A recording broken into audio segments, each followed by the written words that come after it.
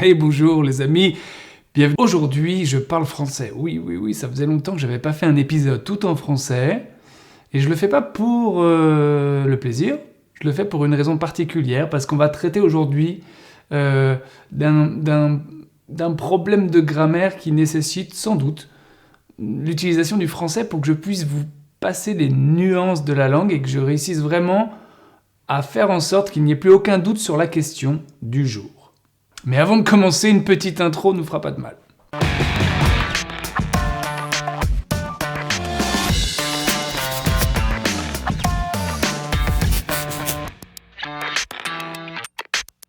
Alors, vous êtes nombreuses et nombreux à m'envoyer des messages, je vous en remercie d'ailleurs, vous me posez des questions, il y a des choses que vous ne comprenez pas, et mes élèves notamment ont beaucoup de mal à faire la différence entre le present perfect et le prétérit. Quand est-ce qu'on utilise l'un, quand est-ce qu'on utilise l'autre? Et aujourd'hui, je me suis dit, en fait, il faudrait vraiment profiter du contexte, profiter de la situation pour vous expliquer les choses. On sort de confinement et la question, c'est comment raconter le confinement? Comment faire pour raconter ce qu'on a vécu? Est-ce qu'on utilise le present perfect? Est-ce qu'on utilise le prétérit? Eh bien, je vais vous expliquer ça tout de suite. Allez, on va commencer par le present perfect. Alors, le present perfect, c'est probablement le temps qui pose le plus de problèmes aux gens qui apprennent l'anglais. Alors, quand est-ce qu'on utilise le present perfect? On l'utilise pour faire un bilan. Qu'est-ce que j'ai fait pendant le confinement? Qu'est-ce que je n'ai pas fait pendant le confinement? On va donc faire une liste. Donc, en somme, le present perfect sert à connecter un événement du passé au moment présent. Il va nous permettre de parler de nos expériences. Donc ici, vous l'aurez compris, on ne cherche pas à dire quand ça s'est passé. C'est pas ça qui nous intéresse. Ce qui nous intéresse, en revanche, c'est de dire ce qu'on a fait. Donc on ne répond pas à la question quand, on répond à la question quoi. Alors la construction, très rapidement, la construction du present perfect, vous allez prendre l'auxiliaire have, que vous allez conjuguer au présent. I have, you have. Attention à la troisième personne du singulier, il ou elle, he, she, it, has. D'accord? On pense bien à mettre has. Au pluriel, c'est toujours have. Okay? Donc vous prenez l'auxiliaire have, plus vous allez rajouter le participe passé. Alors il y a toujours une petite hésitation sur le participe passé, comment est-ce qu'on le trouve? Deux possibilités. Soit votre verbe est régulier. Dans ce cas, vous ajoutez ed. D'accord? Donc là, c'est pas le prétérit, c'est le participe passé, ça ressemble au prétérit, je sais, mais on ajoute ed, on ne se pose pas de questions. Si le verbe en question est irrégulier, dans ces cas-là, vous allez le trouver dans la liste des verbes irréguliers. Vous allez chercher la troisième colonne, participe passé, et vous allez pouvoir chercher dedans. Donc je répète, auxiliaire avoir au présent, suivi du participe passé. À la forme négative, on rajoute not. Okay? Have not ou has not. Hello everybody. Today is the 10th of May. So we've been locked down for weeks and weeks. So during lockdown, I've eaten a lot. Yes, and please don't judge me, okay? I've gained a few extra kilos, and do not judge me on that. What else? I have read a lot of books, and a lot of really good books.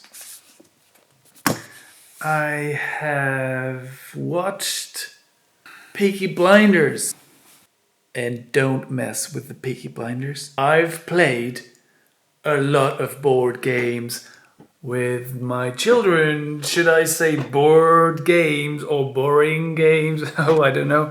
I can't play board games anymore. I'm fed up with them. I love my children, but I can't play board games. I've had enough. Mais la vraie question, c'est pourquoi est-ce que on fait un bilan? Eh bien, je pense que là, vous pouvez commencer à sentir que on peut observer les effets de ces actions, de ces événements au présent. Et c'est pour ça, et c'est en ça que le present perfect est important. On fait le bilan au moment présent de ces expériences passées. Donc il y a vraiment un lien, il y a une connexion entre les deux. Quand je dis I have gained 5 kilos, j'ai pris 5 kilos, je peux l'observer maintenant. On peut observer les traces de ce qui s'est passé. Quand je dis I've watched Netflix a lot, je peux dire là maintenant que je peux vous raconter des séries entières maintenant parce que je les ai vues, donc je suis capable d'en faire le bilan. Ok, maintenant une fois qu'on a dit ça, qu'en est-il des actions qui ont commencé dans le passé et qui continuent toujours au moment où je vous parle? Parce que là encore, on voit bien qu'il y a un lien entre le passé et le présent, mais certaines actions continuent au moment où on parle. Il y a donc un aspect progressif. Et je pense que vous voyez où je veux en venir. Ici, on va utiliser le present perfect, mais dans sa forme progressive. Le present perfect be plus ing. Alors c'est très simple. Regardez les exemples suivants. Si je vous dis oh, he has been drinking all day. He has been drinking all day. On retrouve has been plus le verbe en ing. Si je vous dis I have been watching Netflix all night. Ici, on comprend que l'action, elle dure encore au moment où je vous parle. Ici, je vais être très fatigué. I've been watching Netflix all night. Ça a duré toute la nuit et ça dure encore. He's been drinking all day. C'est une action qui est continue. Ça a commencé dans le passé, mais ça continue encore au moment où je vous parle. Si je vous dis I have been cooking for 2 hours. I have been cooking for 2 hours. Je cuisine depuis 2 heures. Ça a commencé dans le passé, mais ça continue encore. They have been playing board games since 2 o'clock. Ici, encore une fois, l'action a commencé dans le passé, mais elle continue dans le présent. Je ne sais pas si vous vous souvenez quand est-ce qu'on utilise for, quand est-ce qu'on utilise since. C'est très simple. On utilise for quand on a une période. D'accord ? Une période délimitée. Quand ça dure. Ok ? Dans mon exemple, for 2 hours, ça a duré 2 heures. Ok ? On utilise since quand on connaît le point de départ. Ok ?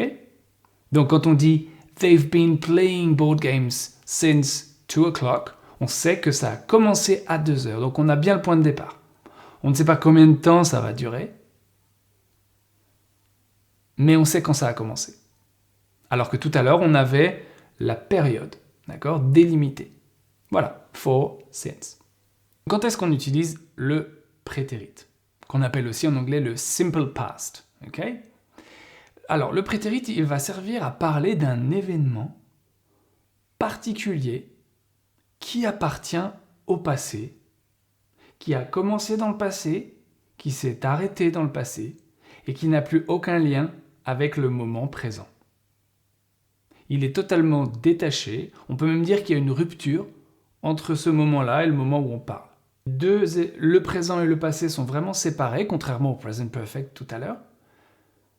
On peut dire qu'on est temporellement détaché de l'événement dont on parle. Deuxième chose, l'événement dont on parle est souvent daté, il est souvent repéré. Il y a souvent un repère temporel dans la phrase qui nous dit « Ah, là je parle d'un événement qui est passé » et d'un événement particulier, spécifique. Troisième chose, ce qui nous intéresse désormais, contrairement au present perfect tout à l'heure, c'est de dire quand les choses se sont passées. Alors que tout à l'heure, on cherchait à faire le bilan, on répondait à la question « quoi ». Maintenant, avec le prétérit simple, on va répondre à la question « quand ». Alors au niveau de la construction, vous le savez sans doute, très simple, vous prenez votre verbe et vous rajoutez la terminaison ed pour les verbes réguliers. Ed à toutes les personnes. Si jamais le verbe est irrégulier, dans ces cas-là, vous prenez votre liste et vous cherchez cette fois-ci la deuxième colonne. Non plus la troisième, comme tout à l'heure, mais la deuxième. Ok ?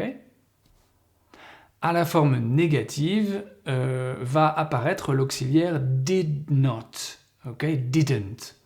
Et comme l'auxiliaire didn't est déjà au prétérit, on va enlever la terminaison ed. Donc vous l'aurez compris, ici, le prétérit simple va nous permettre de raconter une histoire. De raconter des faits passés qui n'ont plus aucun lien avec le présent. Je vous propose d'observer des phrases d'exemple, là encore, pour que vous compreniez un petit peu mieux le sens de ce que je viens de vous expliquer. Je vous laisse lire ce petit texte. Lockdown started on the 17th of March and ended on the 11th of May. The weather was fantastic. 1 month ago, my girlfriend had her birthday. But unfortunately, I didn't buy her a present because all the shops were closed. Alors, dans ce petit texte-là, qu'est-ce qu'on observe? On observe qu'il y a des verbes réguliers en ed. Vous avez started, vous avez ended, tout ça, ce sont des verbes auxquels on a rajouté ed. Dans cette phrase, je vous disais tout à l'heure que très souvent, le prétérit se repère. C'est-à-dire qu'il y a un repère temporel, il y a une date très souvent. Donc là, on a typiquement le 17 mars, le 11 mai, donc on sait qu'on parle d'un moment particulier du passé. Dans la deuxième phrase, on a was. Alors was, c'est simplement le verbe be, le verbe être, qui est conjugué, d'accord? I was, you were, it was, d'accord? Donc troisième personne du singulier. Ensuite, on a 1 month ago, il y a un mois. Donc ici, on n'a pas de date précise, mais on sait que c'est il y a un mois. 1 month ago. Donc à partir du moment où on a ce repère temporel-là, ça va nous obliger à utiliser du prétérit. En toute logique, le verbe have, my girlfriend, had. Le verbe have, que vous allez trouver dans votre liste des verbes irréguliers, va se transformer en had. Et le verbe buy, qui veut dire acheter, à la forme négative, I didn't buy. Okay? Je vous ai dit tout à l'heure que didn't était déjà au prétérit et que donc on ne pouvait pas remettre derrière un verbe au prétérit. Donc on met le verbe à l'infinitif. I didn't buy. Si ça avait été j'ai acheté quelque chose, j'ai acheté un cadeau à ma petite amie, ce serait I bought, qui correspondrait encore une fois à la deuxième colonne des verbes irréguliers. Voilà, donc je pense que vous avez compris que le prétérit simple permet de raconter une histoire. Il permet de raconter des événements qui se sont passés dans le passé, dans un passé plus ou moins proche.